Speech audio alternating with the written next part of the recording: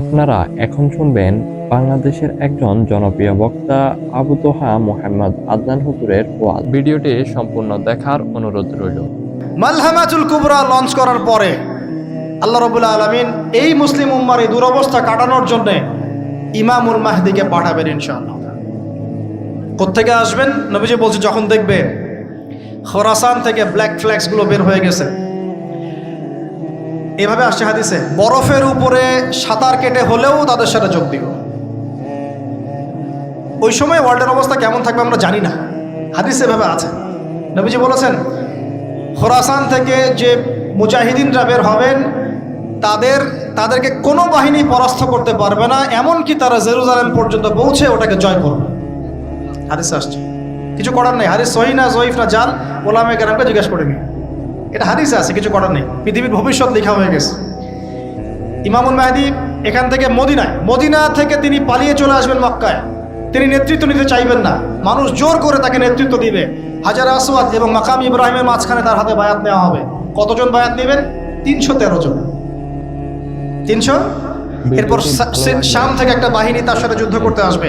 আল্লাহ পাক তাদেরকে মক্কা মদিনার মাঝখানে বাইদা নামক জায়গায় ধসিয়ে দিন, ধসে যাবে, আসতে পারবে না। তারপরে বনু কালব নামে একটা গোত্র থাকবে আরবে, ওই কালবের সাথে ইমাম মাহদি যুদ্ধ হবে, ইমাম মাহদি জয়লাভ করবেন ইনশাআল্লাহ। তারপরে তিনি সারা ওয়ার্ল্ডটাকে আবার রুল করা শুরু করবেন।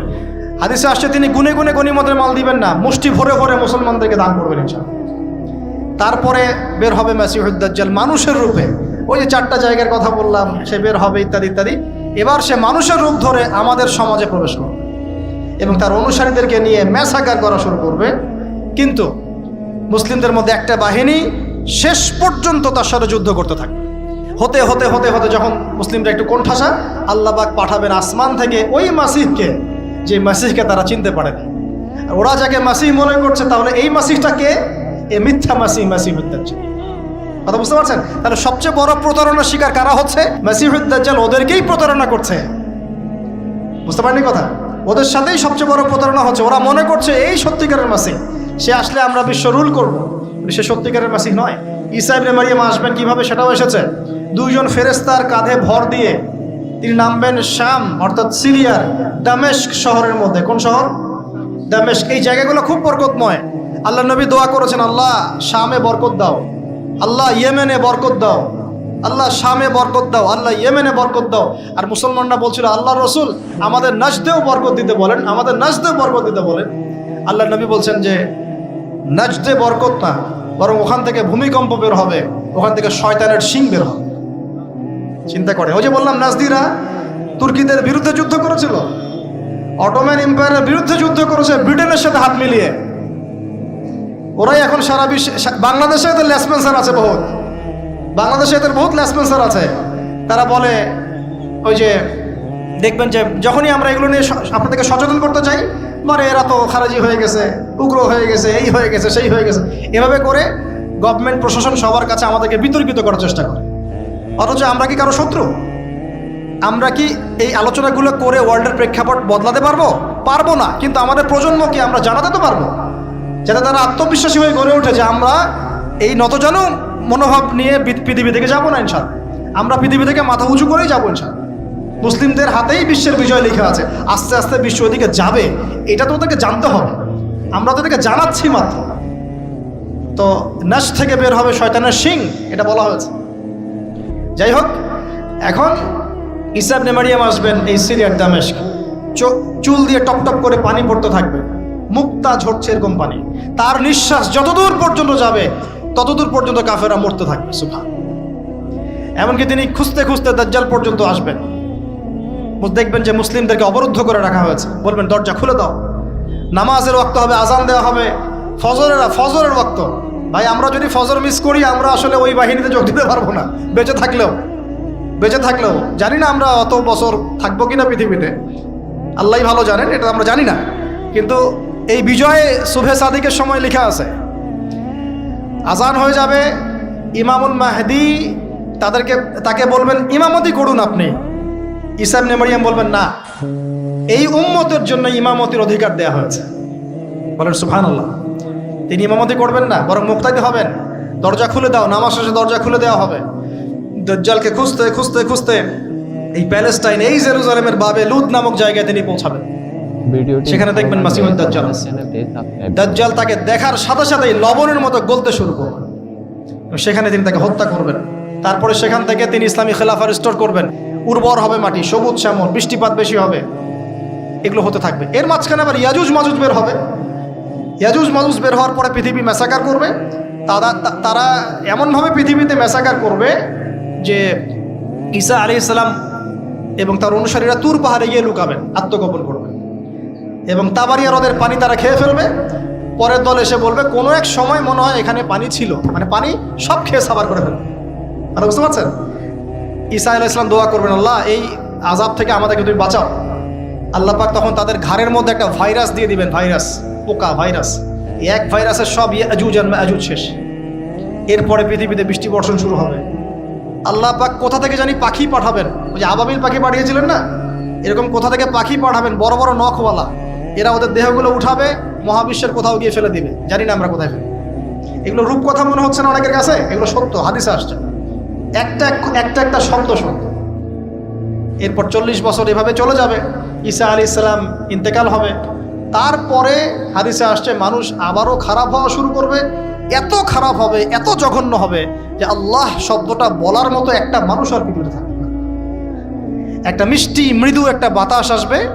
এই বাতাস মুমিনদের বগলের নিচ দিয়ে প্রবাহিত হবে, এবং যার অন্তরে এক সরিষা দানা পরিমাণ ঈমান আছে, ওই বাতাসে তার জান কবজ হয়ে যাবে। বাকি থাকবে সব এই যে গরু, ছাগল, হাঁস, মুরগির মতো মানুষ, গবাদি পশু। আল্লাহ বলার মতো মানুষ নাই। রাস্তা মোড়ে মোড়ে জেনা করবে। এটা আরো অনেক পরের কথা, অনেক পরের কথা। আমরা ওই যুগ দেখতেও চাই না, বাঁচতেও চাই না ওই যুগে, তাই না ভাই?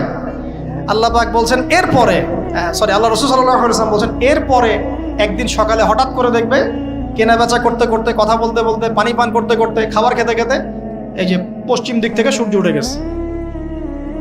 তার মানে কি ওই দিন কিয়ামত হয়ে যাবে। এবং এটা এত ফাস্ট হবে, এত দ্রুত হবে। আল্লাহ রাসূল সাল্লাল্লাহু আলাইহি ওয়াসাল্লাম বলেছেন যে কেউ বাসায় ফিরে যাবে, আহাল পরিবারের সাথে একটা দেখা করবে, এই সুযোগ পাবে না। একদম ইনস্ট্যান্ট ডেট। একটা বজ্রনীনাদ, প্রচণ্ড মানে শব্দ, এটাতে বিকট একটা শব্দে পুরো মহাবিশ্ব তোলপাড় সৃষ্টি হয়ে যাবে, একদম শেষ। এই হলো সিঙ্গার প্রথম ফুক, শেষ, সব ডেট।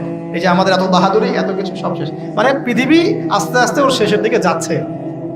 এগুলো ভাই বিশ্বাস করেন, পৃথিবীর সমস্ত সংগঠন, জালেম, কাফের, ফাসেক, মুশরিক, মুনাফিক যা আছে পৃথিবীতে, একত্রিত হয়েও এই সত্যটাকে কেউ টলাতে পারবে না। আমরা সারা মুসলমানরা মিলেও যদি এই সত্যটাকে টলাতে যাই, পারবো না। মানে আস্তে আস্তে আলটিমেট গোল এটাই পৃথিবীর। এরপরে কিয়ামত, তারপরে তো আপনারা জানেন কি হচ্ছে। ফামান ইয়ামাল মিসকালা যাররাতিন খায়রান ইয়ারাহ, এক চুল পরিমাণ যদি ভালো কাজ কেউ করে থাকে তাকে সেটা দেখানো হবে। ওয়া মান ইয়ামাল মিসকালা যাররাতিন শাররান ইয়ারাহ, এক চুল পরিমাণ খারাপ কাজ আমরা কেউ করে থাকলে দেখানো হবে। তবে যারা লা ইলাহা ইল্লাল্লাহ এই তাওহীদের উপর থাকবে, যত বড় গুনাহ করুক না কেন আল্লাহ মাফ করে দিবেন ইনশাআল্লাহ, ইনশাআল্লাহ। কারণ আমাদের জন্য নবী সাল্লাল্লাহু আলাইহি ওয়াসাল্লাম সুপারিশ করবেন। তাই বলে কি আমরা গুনাহ করতে থাকবো এখন? এটা নবী সাল্লাল্লাহু আলাইহি ওয়াসাল্লামের শান, তার মর্যাদা। আল্লাহ রাসূল সাল্লাল্লাহু আলাইহি ওয়াসাল্লাম এই কথা বলে গিয়েছেন যে কবিরা গুনাহগার মুসলমানদের জন্য আমি সুপারিশ করব। তাওহীদের উপর যারা থাকবে ইনশাআল্লাহ জান্নাত, শিরকে থাকলে, কুফরিতে থাকলে জাহান্নাম ছাড়া কোনো গতি নাই। এ হলো পৃথিবীর শেষ। আমরা তো জান্নাতে যেতে চাই কি চাই না ভাই? তাহলে এখন আমরা জানি যে এই অবস্থা কেন হচ্ছে। যখন মানুষের অস্ত্র ধরার সুযোগ থাকে না, তখন তার অস্ত্রই হচ্ছে অস্ত্র। অস্ত্র কি? মানে চোখের পানি, এটাই আপনার অস্ত্র। ইমাম শাফিঈ রাহিমাহুল্লাহ বলতেন যে তাহাজ্জুদের ওয়াক্ত, মানে যখন শেষ রাত চলে আসে, তাহাজ্জুদের ওয়াক্তে যে দোয়াগুলো করা হয় এগুলো এমন এমন তীর বা এমন অস্ত্র যেটা কখনো ব্যর্থ হয় না। কে চিল্লাচিল্লি করছেন? পুরো আলোচনায় একবারও ঠিক বলার দরকার নাই, কারণ আপনি ঠিক বললেও যেটা ঠিক সেটা ঠিকই, আর যেটা আপনি ঠিক বলবেন না, কুরআন সুন্নাহ যদি ঠিক না বলে এটা ঠিক না। তো এই ঠিক বেঠিকের দরকার নাই। কারণ হচ্ছে আমরা যদি এই আয়োজনটা মসজিদে করতাম, আপনারা কি মসজিদে এরকম শোরগোল করতেন? কথা বুঝেন? যদি আমরা এই আয়োজনটা মসজিদের মধ্যে করতাম, আপনারা কি মসজিদেও শোরগোল করতেন? হট্টগোল করতেন? যদি করতেন তাহলে সেটা হতো কিয়ামতের আলামত। কারণ নবী সাল্লাল্লাহু আলাইহি ওয়াসাল্লাম বলেছেন কিয়ামতের আগে আগে মসজিদগুলো হবে চাকচিক্যময় এবং মসজিদ থেকে হেদায়েত উঠে যাবে। মসজিদ থেকে হেদায়েত উঠে যাবে। এমন হাদিস এসেছে যে মানুষ জামাতে নামাজ পড়বে কিন্তু মুসল্লিদের মাঝে একজন প্রকৃত ইমানদার খুঁজে পাওয়া যাবে না। তা আপনাদের কি মনে হয় সেই যুগটা আসতে বাকি আছে অনেক? তো মসজিদে যদি শোরগোল হট্টগোল করা হয়, এটা হচ্ছে একটা কিয়ামতের সাইন যে কিয়ামতের আগে আগে মসজিদের শোরগোল হট্টগোল বেড়ে যাবে। আপনারা কি এটা চান? তো আমরা যদি এই আয়োজনটা মসজিদে করতাম, আপনারা কি চিল্লাচিল্লি করতেন, হট্টগোল করতেন? মনে করেন এখন আমরা একটা মাঠেই বসে আছি, কিন্তু এই মাঠে কোরআন এবং সুন্নাহর কথা হচ্ছে, আমরা কি হট্টগোল করব, শোরগোল করব? আল্লাহ পাক আমাদের সবাইকে কোরআন এবং হাদিসের সামনে আত্মসমর্পণ করার তৌফিক দান। আজকে 5 ওয়াক্ত নামাজ কারা কারা পড়েছেন হাত তোলেন দেখি। মাশাআল্লাহ, হাত নামান। আজকে সারাদিনে সূরা কাহাফ পড়েছেন কতজন? ঠিক আছে, অনেস্টির সাথেই বলেন। মাশাআল্লাহ। জুমার দিনে সূরা কাহাফ তিলাওয়াত করতে হয়, এটা কি আপনাদেরকে কেউ বলেছে না বলে নাই? এটা কি জানা আছে না জানা নাই? জানা আছে? আচ্ছা, কেন প্রত্যেক জুমায় সূরা কাহাফ তিলাওয়াত করতে হবে? কেন? নবী সাল্লাল্লাহু আলাইহি ওয়াসাল্লাম বলেছেন, একটু মনোযোগের সাথে শুনতে হবে আর মনোযোগটা ধরে রাখার চেষ্টা করেন। 1 ঘন্টা 1.5 ঘন্টার ব্যাপার। আর আমি জানি এটা এমন যুগ যে যুগে মানুষ 10 মিনিট মনোযোগ ধরে রাখতে পারে না। এর কারণ কি জানেন? এর কারণ হচ্ছে স্মার্টফোন। এর কারণ কি? যে যত বেশি স্মার্টফোনে এডিক্টেড, তার মনোযোগ ধরে রাখার ক্ষমতা তত কম। আমরা এখন মনোযোগ ধরে রাখতে পারি না, এটা একটা অন্যতম কারণ। তো প্রত্যেক জুমায় নবী সাল্লাল্লাহু আলাইহি ওয়াসাল্লাম সূরাতুল কাহাফ তেলাওয়াত করতে আমাদেরকে উৎসাহিত করছেন। এর পিছনের কারণ হচ্ছে নবী সাল্লাল্লাহু আলাইহি ওয়াসাল্লাম বলেছেন, সূরাতুল কাহাফ যে ব্যক্তি জুমার দিন তেলাওয়াত করবে, এক জুমা থেকে আরেক জুমা পর্যন্ত তার যে জীবন, এই যে হায়াতটা, আল্লাহ পাক এটাকে নূর বা আলো দিয়ে ভরে দিবেন। আলোর কেন দরকার হয়? আলোর দরকার হয় কেন? অন্ধকার থেকে নিজেকে বাঁচানো বা অন্ধকারে পথ দেখা, পথ খুঁজে পাওয়া, এই জন্য তো আলোর প্রয়োজন হয় নাকি? তাহলে আপনার জীবনটাকে আলো দ্বারা ভরে দেওয়া হবে। অর্থাৎ আমরা যে পৃথিবীর জীবনে বসবাস করছি, চারপাশে অনেক অন্ধকার আছে কি নাই? এই অন্ধকারগুলো কাটিয়ে উঠতে আপনাকে সূরাতুল কাহাফ কাজে দিবে ইনশাআল্লাহ। তো নূর দিয়ে ভরে দেওয়ার অর্থ হচ্ছে আপনার জীবনটাকে আল্লাহ পাক ঈমানের নূর দিয়ে ভরে দিবেন ইনশাআল্লাহ। সূরা কাহাফের গুরুত্ব আছে না? আচ্ছা, 2, নবী সাল্লাল্লাহু আলাইহি ওয়াসাল্লাম বলেছেন যে সূরাতুল কাহাফ যে ব্যক্তি জুমার দিনে পড়বে এবং এর কমপক্ষে প্রথম 10টা আয়াত মুখস্থ করবে, তার জীবদ্দশায় যদি মাসিহুদ দাজ্জাল বের হয়, এই দাজ্জাল সেই ব্যক্তির কোনো ক্ষতি করতে পারবে না। খুশি হন নাই? একটু বোঝাই আপনাকে যে এই পৃথিবীতে এখন যতগুলো সমস্যা আছে বা যতগুলো ফিতনা আছে, এগুলোকে যদি একত্রিত করি তবুও দাজ্জালের সমান হবে না। নবী সাল্লাল্লাহু আলাইহি ওয়াসাল্লাম বলেছেন, পৃথিবীতে আদম আলাইহিস সালামকে সৃষ্টি করার পর থেকে কিয়ামত পর্যন্ত মাসিহুদ দাজ্জালের মতো ভয়ঙ্কর কোনো ফিতনা আসে নাই, আসবেও না। আল্লাহর এমন কোনো নবী নেই যেই নবী তার কওমকে দাজ্জাল সম্পর্কে সতর্ক করেন নাই। এমনকি নূহ আলাইহিস সালাম পর্যন্ত তার কওমকে দাজ্জাল সম্পর্কে সতর্ক করেছেন। আর আমি মুহাম্মদ সাল্লাল্লাহু আলাইহি ওয়াসাল্লাম তোমাদেরকে একটা বাক্য বেশি বলছি যা অন্য নবীগণ বলেন নাই, সেটা হলো মাসিহুদ দাজ্জাল এক চোখে অন্ধ হবে, তোমাদের রব আল্লাহ তিনি অন্ধ নন। যে ব্যক্তি জুমার দিনে সূরা কাহাফ তেলাওয়াত করবে এবং সূরা কাহাফের প্রথম 10টা আয়াত কমপক্ষে মুখস্থ করে রাখবে, এর হক আদায় করবে, তার জীবদ্দশায় যদি দাজ্জাল বের হয়, দাজ্জাল তার কোনো ক্ষতি করতে পারবে না। পৃথিবীতে যত ফিতনার ফাসাদ এখন দেখছেন, শিরকের ফিতনা, বেহায়াপনা, বেপর্দা, রিবা বা সুদ, মাদক, দুর্নীতি, জুলুম, নির্যাতন, চুরি, ডাকাতি, যত কিছু সব কিছুকে একত্রিত করলেও দাজ্জালের সমান হবে না। তাহলে আমরা কি এই ফিতনাগুলো থেকে বেঁচে থাকতে পারছি? ভালো লাগলে আমাদের চ্যানেলটি সাবস্ক্রাইব করুন। আপনি কি পর্নোগ্রাফির ফিতনা থেকে মুক্ত? আপনি কি ইন্টারনেট জগতের এই নোংরামি ফিতনাগুলো থেকে মুক্ত? আমি কি মুক্ত? আমি নিজেও মুক্ত না। আপনার সামনে ভালো সাজারও আমার কোনো দরকার নাই। আমরা যারা ইন্টারনেটে ঢুকেছি একবার দুইবারও, জীবনে কখনো তারা কেউই চোখের পাপ থেকে বাঁচতে পারে নাই। তাহলে ভালো সাজার তো প্রয়োজন নাই, আল্লাহকে ইস্তেগফার করার দরকার, আল্লাহ মাফ করে দেন। তা আমরা কি এই যুগে ইন্টারনেটের এই নোংরামি বেহায়াপনাগুলো থেকে মুক্ত থাকতে পারছি? না। আমরা কি এই যুগের সুদভিত্তিক অর্থনীতি থেকে মুক্ত থাকতে পারছি? আমাদের যুব সমাজ কি এই যে টিকটক বলেন, পাবজি বলেন, ফ্রি ফায়ার বলেন, মাদক বলেন, কিশোর গ্যাং বলেন, এগুলোর ফিতনা থেকে তারা কি মুক্ত? আমাদের মেয়েরা কি ফেমিনিস্ট রেভলিউশনের ফিতনা থেকে মুক্ত? আমাদের মেয়েরা কি বেপরদামির ফিতনা থেকে মুক্ত? যুবক যুবতীরা কি হারাম অ্যাফেয়ার্সের ফিতনা থেকে মুক্ত? পরিবারগুলো কি পারিবারিক কলহ থেকে মুক্ত?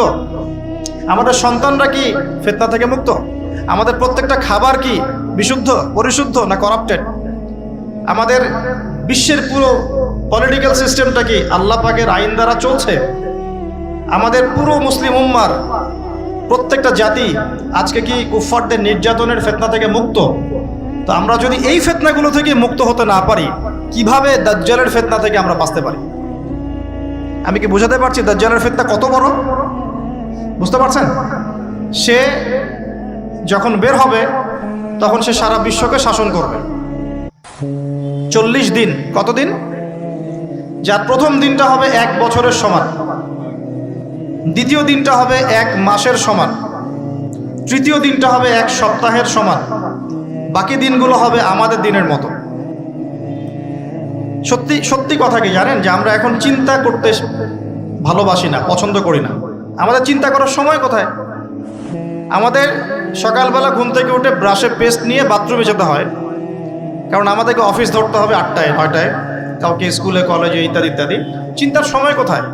চিন্তা তো করতাম আমরা তাহাজ্জুদের ওয়াক্তে, তাহাজ্জুদের নামাজ পড়ে চুপচাপ বসে চিন্তা করতাম কি হচ্ছে, কি হতে পারে, আমার কি হালত, আমি কি করব, দুনিয়াতে কি করলাম, পরকালে কি উত্তর দিব ইত্যাদি। চিন্তার সময় হচ্ছে ফজরের নামাজের পরে। দেখা যায় 70% মানুষই ওই সময় জাগনা থাকে না, তাই না? চিন্তার সময় কোথায়? সকালবেলা যখন আমরা উঠি শুরু হলো ফার্স্ট লেন অফ লাইফ, মানে রেস, দৌড়ানো। আমরা ঢাকার ফ্লাইওভারের উপর উঠে দেখি মানুষ ছুটছে, খালি ছুটছে। 1 সেকেন্ড কেউ কাউকে ছাড় দিবে না। তখন গাড়ি ড্রাইভ করছে, 1 সেকেন্ড সে যে ছাড় দিবে, একটু দাঁড়াবে, আমরা চলে যাব, সাইড দিবে না, কারণ ও আর প্রতিযোগিতায় আছে কে কার আগে যেতে পারে। কেউ কাউকে ছাড় দেয় না। তো এটা কি কিসের প্রতিযোগিতা? দুনিয়ার। এই ব্যস্ততা কিসের বলেন? দুনিয়ার। এখন এই ব্যস্ততার সময় ঠান্ডা মাথায় চিন্তা করার সময় কোথায়? এই যে আমি বললাম একটা হাদিস, এই হাদিসটা তো চরমভাবে বিশুদ্ধ, যে দাজ্জালের প্রথম দিনটা হবে 1 বছরের সমান। কখনো কি ভেবেছেন যে 1 বছর একটা দিন কিভাবে হতে পারে? 1 বছরের সমান যদি একটা দিনকে হতে হয় বাহ্যিকভাবে, তাহলে তো এই মহাবিশ্বে বড় কিছু হতে হবে, যাতে পৃথিবীর আর্নিক গতি থেমে যাবে বা স্লো হয়ে যাবে। সায়েন্সে পড়েছেন এখানে কেউ কি আছেন? ফিজিক্সে পড়েছেন? ওই যে ভাই, আচ্ছা আপনি বলেন, পৃথিবীর গতি যদি না কমে তাহলে কিভাবে একদিন এত বড় হবে? এটা কি সম্ভব ভাই? সায়েন্সে, উনি সায়েন্সে পড়েছেন, ফিজিক্সে। তাহলে কি মহাবিশ্বে এমন কিছু হতে যাচ্ছে? যদি হয় তাহলে আমাদের এই সাজানো গোছানো দুনিয়ার কি হবে? আরো চিন্তা করি নাকি এর অন্য কোনো ব্যাখ্যা আছে, যে ব্যাখ্যা আমি জানি না? ভাবতে হবে। আমি চাচ্ছি আজকের লেকচারে আপনারা একটা নসিহত দিয়ে বাসায় যান, সেটা হচ্ছে ভাবতে হবে। কি করতে হবে? ভাবতে হবে, চিন্তা করতে হবে। একটু থামেন। এই যে ব্যস্ততার যুগে আপনি ঢুকে গেছি আমরা, সকাল থেকে শুরু করে রাত পর্যন্ত একটাই ফিকির, একটাই চিন্তা, টাকা পয়সা, বাড়ি গাড়ি, স্ত্রী সন্তান, বউ বাচ্চা, আমার ক্যারিয়ার, আমার রিজিক, এই তো। একটু এর মাঝে সময় নেন, আল্লাহকে সময় দেন, নিজের অতীতের পাপগুলোকে নিয়ে ভাবেন। কত বছর আমরা পৃথিবীতে থাকতে পারি? হাইয়েস্ট কত বছর? 100 বছর হাইয়েস্ট। ভাবেন তারপরে কি হবে? আমার পরে আমি কোন প্রজন্ম রেখে যাচ্ছি, ওরা কি আদৌ আমার জন্য রব্বির হামহুমা কামা রব্বায়ানি সগীরা পড়তে পারবে? আমি কি ওকে শিক্ষিত করলাম? আলিফ বাও তো চিনে না আমার ছেলেটা, আমার ছেলে আলিফ বাই চিনে না। এই জেনারেশনের একটা জেনারেশন ছিল আমাদের আগের জেনারেশন, মাশাআল্লাহ। তখন কি হতো, প্রত্যেকটা গ্রামে গ্রামে, শহরে শহরে, স্কুলে কলেজে, বিভিন্ন জায়গায় বাধ্যতামূলক আপনি আরবি পড়তেন। ভিডিওটি ভালো লাগলে এখন বিশ্বাস করেন তো, আপনি তো বিশ্বাস করেনই, আমি জানি। বিশ্বাস করেন কি যে আপনি এখন আরবি থেকে অনেক দূরে সরে গেছেন? আপনি এই যে পড়াশোনা করেছেন, ওই যে ভাই হাত তুললেন ফিজিক্সে, মিনিমাম 20 বছর, তা আপনি 20 বছরে 20টা সূরা শিখেছেন কি? আমরা আমাদের পরের জেনারেশনকে কোন হালতে রেখে যাচ্ছি, এগুলো কি ভাবতে হবে না, হবে না? আলী ইবনে আবি তালেবের একটা কথা বলি, তাহলে আপনি বুঝবেন। আলী ইবনে আবি তালেবের নাম কি শুনেছেন আপনি? শোনা উচিত ছিল। তার আপনার আইডল। মেসি নেইমার আপনার আইডল নয়। মেসি নেইমার সৌদি আরবের আইডল। কিসের আইডল? আমাদের আইডল নয়। আমাদের আইডল হচ্ছে মুহাম্মদ সাল্লাল্লাহু আলাইহি ওয়াসাল্লাম, সাহাবায়ে কেরাম, তাবে তাবেঈন, ইমামগণ, মুজতাহিদ কেরাম, মুজাহিদ কেরাম। আলী ইবনে আবি তালেব বলতেন যে মানুষ যখন দুনিয়ায় চলাফেরা করে তখন মনে হয় সে ছাড়া দুনিয়াতে আর কিছুই নাই, আর সে এমনভাবে দুনিয়া থেকে চলে যায় মনে হয় সে কখনো দুনিয়ায় ছিলই না। দুটো কথা ভাবেন, ভাবতে হবে। আজকের লেসনটা কি? ভাবতে হবে। তিনি বলছেন মানুষ এমনভাবে দুনিয়ায় চলাফেরা করে মনে হয় সে ছাড়া দুনিয়াতে আর কিচ্ছু নাই। আমাদের চলাফেরা এমন না? দেখেন প্রত্যেকটা অঙ্গনেই, পলিটিক্যাল অঙ্গন, ইকোনমিক অঙ্গন, ধর্মীয় অঙ্গন। পলিটিক্যাল অঙ্গনে একজন নেতার চলাফেরা দেখলে মনে হচ্ছে সে ছাড়া কিছুই নাই দুনিয়াতে। যারা অর্থনৈতিক জীবনে নেতৃত্ব দিচ্ছেন তাদের কাছে মনে হচ্ছে আমরা ছাড়া দুনিয়ার ইকোনমির আর মধ্যে কিছুই নাই। আমরা যারা ধর্মতাত্ত্বিকভাবে চলাফেরা করি মনে হয় যে এই হুজুর ছাড়া আর কিছুই নাই দুনিয়াতে। আমার চেয়ে বড় শায়খার কে আছে, আমার চেয়ে বড় আর আলেম আর মুফাসসির কে আছে? সমস্যা সবার ভিতরে। শুধু এক শ্রেণীর মানুষকে আপনি টার্গেট করে আঘাত করে কথা বলা যাবে না। দেখতে হবে দূরদর্শিতার সাথে, সমস্যা সবার ভিতরে।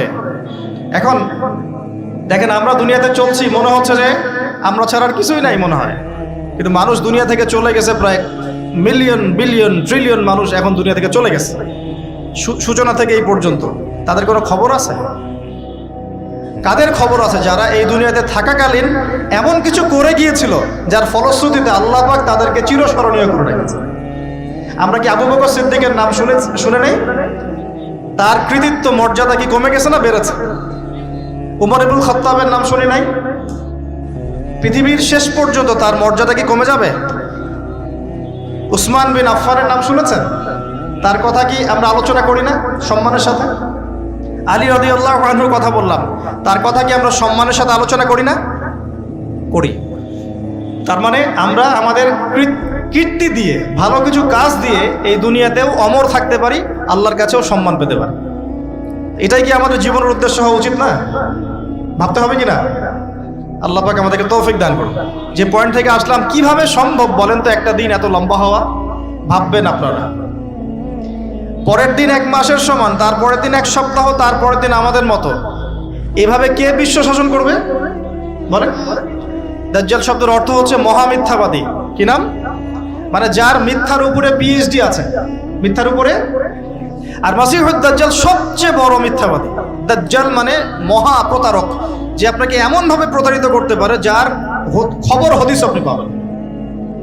আমরা আস্তে আস্তে আসতেছি দাজ্জাল এবং তার সাথে বর্তমান সভ্যতার কি সম্পর্ক, এবং সামনে কিভাবে সে বিশ্বটাকে শাসন করতে পারে। সে বিশ্বকে শাসন করবে।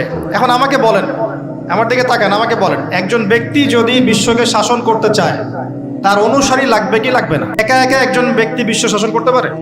ও আচ্ছা, দাজ্জাল কি মানুষ না জিন নাকি?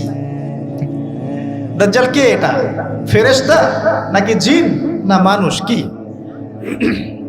এটাও একটা প্রশ্নের বিষয়। কিভাবে? দেখুন,